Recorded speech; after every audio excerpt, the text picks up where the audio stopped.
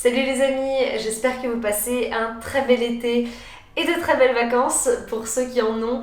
En tout cas, moi de mon côté, l'été est assez extraordinaire. Il a commencé avec l'Arménie, comme vous avez pu le voir avec mes vidéos précédentes. C'était un voyage de fou, je ne pouvais pas vraiment demander mieux.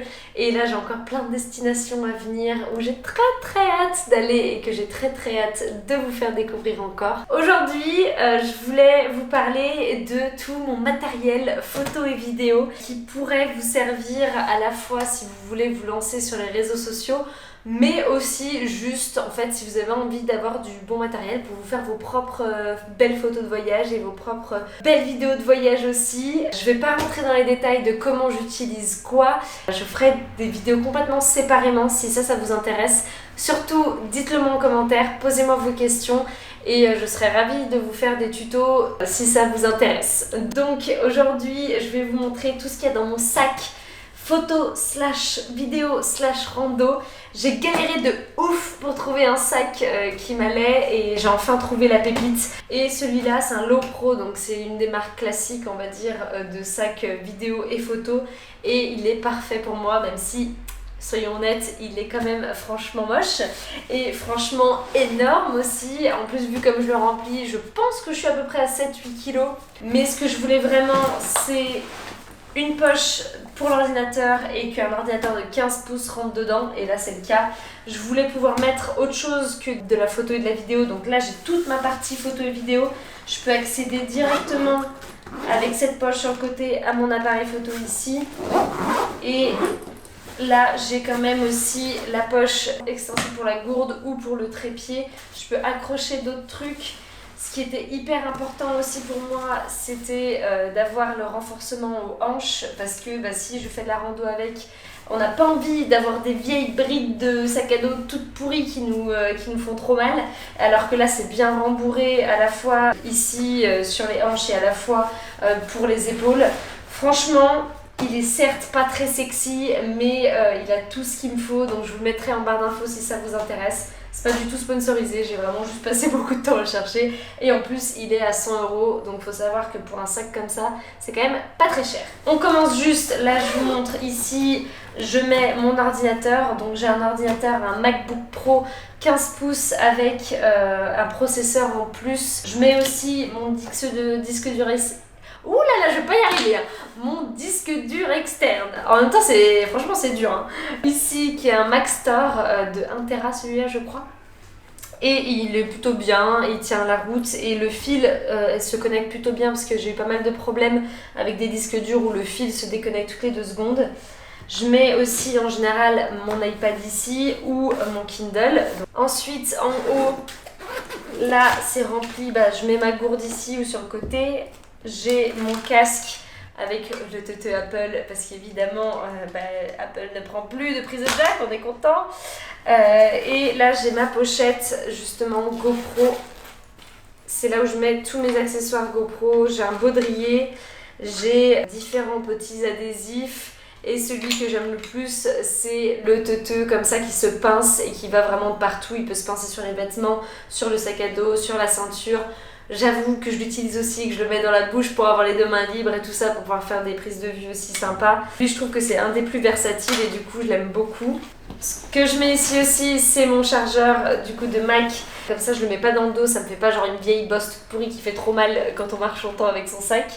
Et j'ai aussi ma batterie externe qui me sauve constamment, donc ça pour moi c'est un must-have. C'est une RAV Power, donc elle est très bien. Celle-ci est assez vieille, donc je pense qu'on peut trouver quand même beaucoup moins lourd et moins gros maintenant et aussi puissant. La petite poche de devant, parce que c'est ça qui est génial avec ce sac aussi, c'est qu'il a plein de poches. Je mets un adaptateur universel, donc ça c'est toujours aussi sur moi parce que des fois on sait jamais, si je vais dans un pays comme ça, que je prends un coup de speed et que je pars quelque part, il faut que je puisse charger mes affaires. Et j'ai aussi du coup ma petite trousse avec tous mes chargeurs. Donc là il y a les chargeurs GoPro, il y a le chargeur universel, il y a le chargeur d'iPhone, J'ai plein de prises, j'ai aussi un lecteur de carte SD, un fil aussi parce que ça je sais que des fois ça sert pour les enceintes ou des trucs comme ça, où c'est double jack. Et j'ai aussi, je mets le teuteux en général de mes trépieds là-dedans. Donc ça c'est mon autre trépied mais que là j'ai pas avec moi, qui est le GorillaPod, celui qui se plie. Ça se perd hyper facilement ces trucs, donc je les mets tout le temps dans une pochette. Donc ça c'est ce que je mets tout dans la partie haute du sac. Et je peux honnêtement aussi rentrer un pull, une serviette ou des choses comme ça pour par exemple une rando d'une journée. Je vais clairement pas partir en rando 2-3 jours avec ça s'il faut que je prenne des trucs importants, mais par contre pour une journée il est parfait. On passe à la poche sur le côté. Moi j'adore cette ouverture parce que franchement des fois il y a juste à faire swinger son sac, le sortir et hop on le re-swing et voilà, c'est top quoi. Et oui, juste la petite poche du dessus, je mets mes batteries qui sont... Donc c'est mes batteries de mon appareil photo qui est un Sony. Il faut savoir que les Sony, leurs batteries sont quand même bien pourries. Du coup j'en ai 6 il me semble, voilà. Toutes celles qui sont chargées, pour les repérer, je les mets sur la poche devant ici. Et celles qui sont déchargées, je les mets sur la poche devant mais en haut. Comme ça je sais lesquelles sont chargées ou pas. Ouais. Oui, on dirait que c'est un truc de fou, mais en fait non.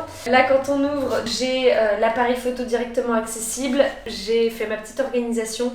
Ce qui est cool, c'est que tout est à scratch.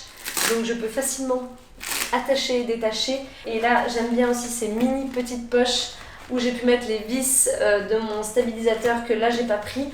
Dites-vous que mon stabilisateur, donc je sais pas si vous voyez, mais c'est des trucs mécaniques qui sont quand même assez gros, on va dire comme ça. Ça rentre aussi en le mettant à plat dessus. Mais là c'est quand je pousse quand même vraiment le truc hein.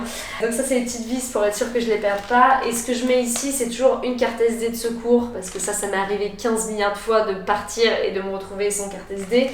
Et un petit lecteur aussi de carte SD qui peut servir. Alors, dans mon sac photo, que se trouve-t-il là? Nous avons ma caméra, donc là ce n'est pas la mienne mais je fais semblant et en fait c'est celle qui est en train de me filmer, donc on va prétendre tous ensemble. C'est le Sony A6300 que j'utilise maintenant depuis 1 an et demi, qui est une caméra que j'aime beaucoup pour la vidéo parce qu'en termes techniques elle est géniale. Elle n'a pas un grand capteur, elle a un petit capteur, donc les flous vont être un peu moins beaux et je vais pas pouvoir utiliser tous les meilleurs objectifs par exemple, mais pour débuter et pour faire de la vidéo, en tout cas en hobby, franchement elle est top. Et ce que j'adore surtout c'est son autofocus, parce que moi j'ai certes pas l'écran du coup amovible, je peux pas me voir dans l'écran, mais par contre je sais qu'en général je suis tout le temps nette et que c'est pratiquement impossible que je sorte avec des vidéos floues. Donc pour ça cette caméra elle est géniale. J'ai 3 objectifs que j'utilise principalement, donc là le 50 mm, ça va être pour les gros plans et pour avoir cet effet de flou justement bien stylé. J'ai ce monstre qui est le 18-105 qui est un G-Master. Donc les G-Master chez Sony c'est des objectifs qui sont quand même assez chers et de meilleure qualité. Il est top parce qu'il est hyper versatile, c'est-à-dire que je vais pouvoir faire vraiment des très gros plans avec et en même temps je vais pouvoir passer en grand angle et me filmer. Et surtout son zoom aussi, quand on zoome et dézoome, en fait l'objectif ne bouge pas. Je crois que ça a un nom mais je sais plus comment ça s'appelle. Et ça c'est génial quand on utilise justement un stabilisateur. Il était peut-être pas assez grand angle et c'est pour ça que du coup j'ai acheté le 10-18 à mes amis qui me prêtent aussi leur appartement, et ce 10-18 il est top pour les vlogs parce que vous voyez beaucoup plus de ce qu'il y a derrière moi, et pour les photos aussi en grand angle avec paysage immense et moi tout petit au milieu. Après justement cet appareil, je trouve que pour la photo il est pas extraordinaire, la qualité des photos est pas la meilleure. Évidemment c'est pas l'appareil qui fait tout, mais quand même je me retrouve assez limitée à ce niveau là.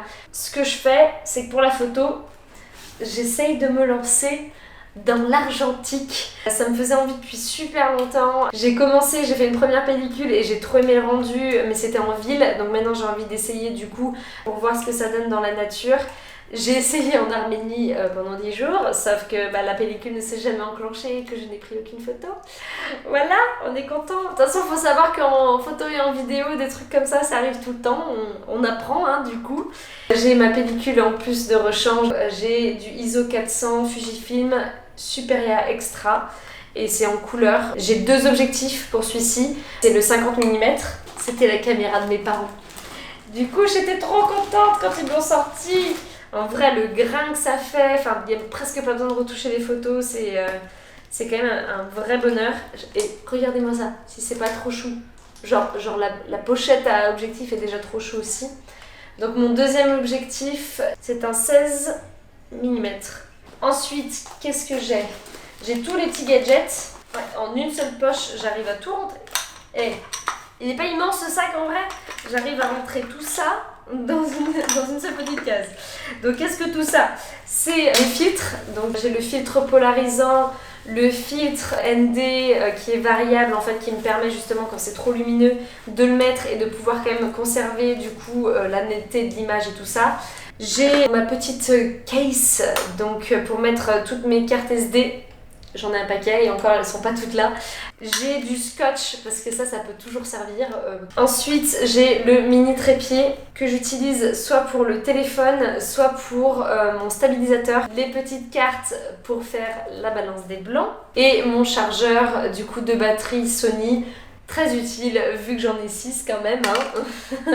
Là j'ai ma petite case nettoyage avec la petite pompe qui est géniale du coup quand on change ses objectifs pour nettoyer. Et ça c'est pareil, c'est pour pouvoir nettoyer le capteur et l'objectif. Et derrière, il y a un petit chpouk. En termes de micro, j'ai un micro lavalier, donc celui qu'on accroche directement aux vêtements. Celui-là c'est un Boya, je l'ai acheté 20 €, c'est pas très cher. Et le deuxième micro que j'ai utilisé pendant 2 ans, c'était le Videomic Pro, que j'aimais beaucoup en termes de son. Par contre il m'a lâché quoi au bout de 2 ans, donc en Arménie en plus j'étais dégoûtée. Que ça peut abuser parce que je l'ai acheté 200 € quand même. Donc j'ai racheté un Rode, donc c'est la marque du Videomic Pro, mais cette fois j'ai pris le micro. Et en fait ce que je vois surtout comme avantage, c'est que lui il est branché directement sur ma caméra. Dès que j'enclenche ma caméra, le micro s'enclenche avec, alors que le Videomic Pro, il fallait penser à l'allumer. Du coup pareil, ça m'est arrivé un paquet de fois d'allumer la caméra, de parler et d'avoir oublié d'enclencher le micro. Et là, t'es triste, t'es très très triste au montage. Et finalement, on finit avec mon achat le plus récent qui est la GoPro Black Edition.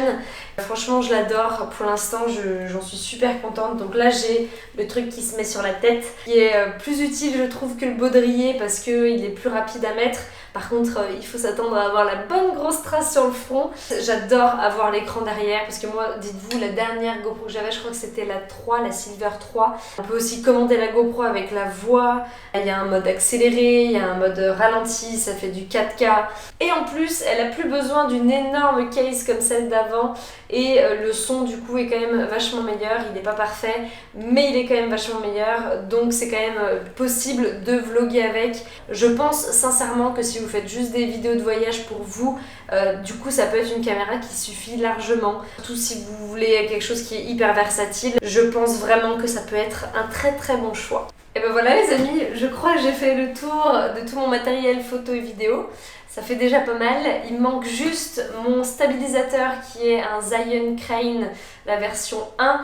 Mais je le prends pas tout le temps parce qu'il est quand même assez gros, assez lourd. Ça fait encore un truc à charger en plus. Et il y a mon trépied aussi que j'utilise pour cette vidéo qui est un Sirui, qui est pas très très lourd, qui est hyper solide, que j'ai depuis 4-5 ans, que j'adore.